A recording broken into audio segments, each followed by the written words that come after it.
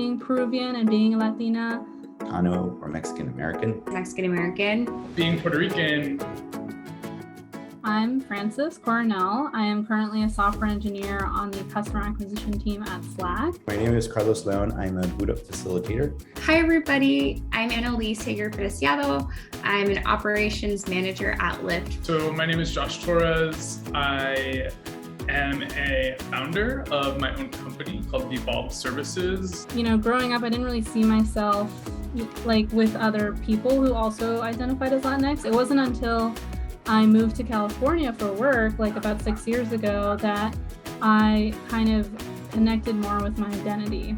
I see this identity that I have as a strength, and I think initially it took some time to get to that point in my life where I really did embrace it, because it wasn't something I was really exposed to, and it wasn't something that I was really taught to kind of embrace. I prefer the term Chicano or Mexican American. There's a lot of weight when we say the term Mexican American, or even if you say the term Chicano, you think about the Chicano movement in the 50s and 60s, right? It's a lot of history that I saw impacting my family, myself.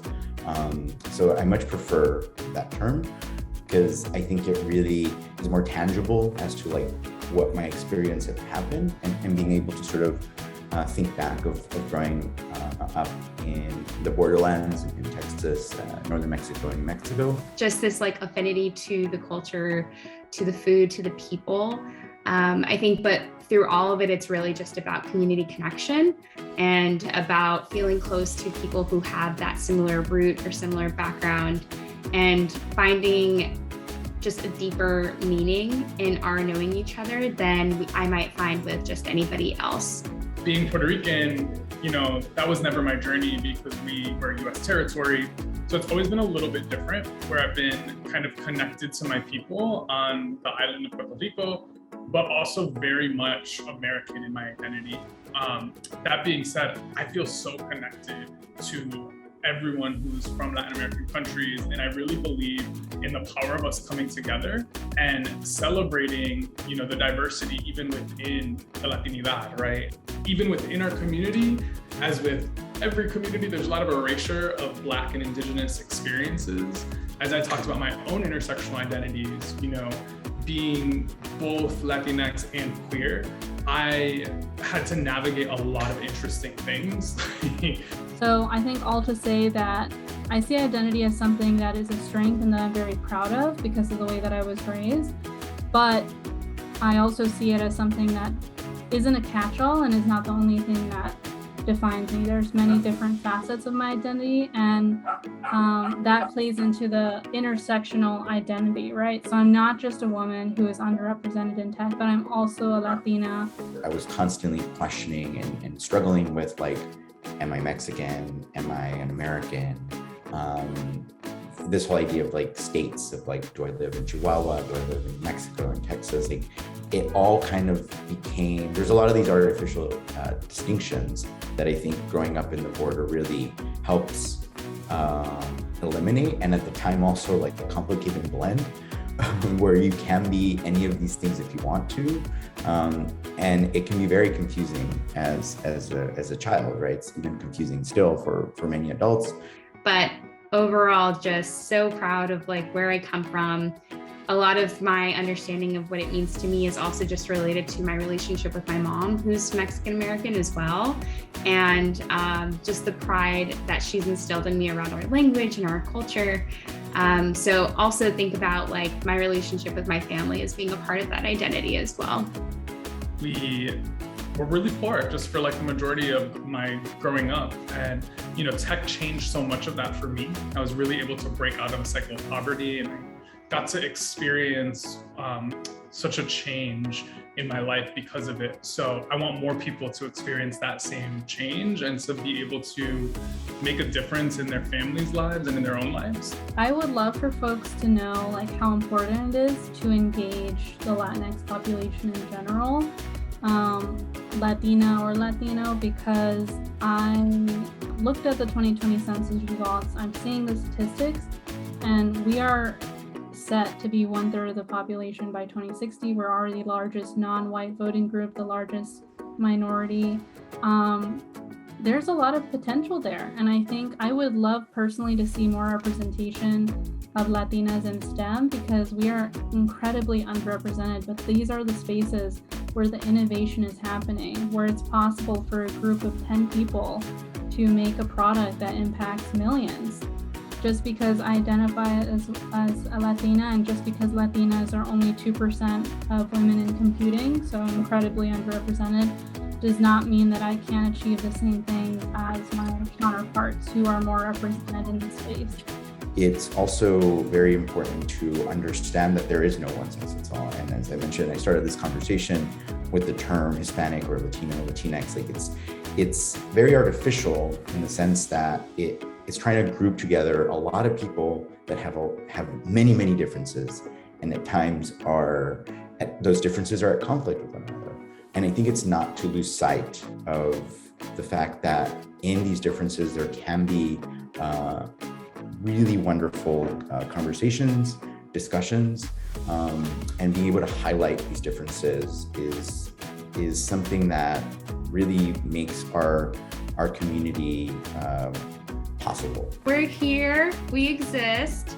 I think also, especially as someone who is white and also Latina or Mexican American, that we come in all different shapes, sizes, colors.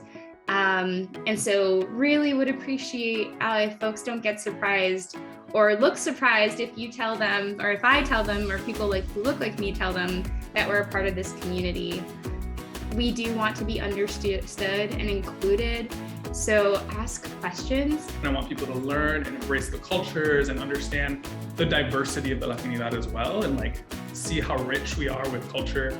And then on the other hand, know that there's so much struggle, and there are opportunities for people and companies to kind of make it easier and to tap into these communities for talent, right? Hiring them for jobs, giving them opportunities to shine, because I think there's so much brilliance and genius in our communities. Latinas are actually so entrepreneurial that they start businesses at a rate 5 times more than any other demographic. So that in and of itself is something to kind of honor. And all these numbers and statistics, just learning about who we are and helping us to kind of rise up and really be a part of the United States in a way that is contributing and making it, an amazing place to live because of all of our lived experiences and how we can kind of weave that into the fabric of what it means to be American.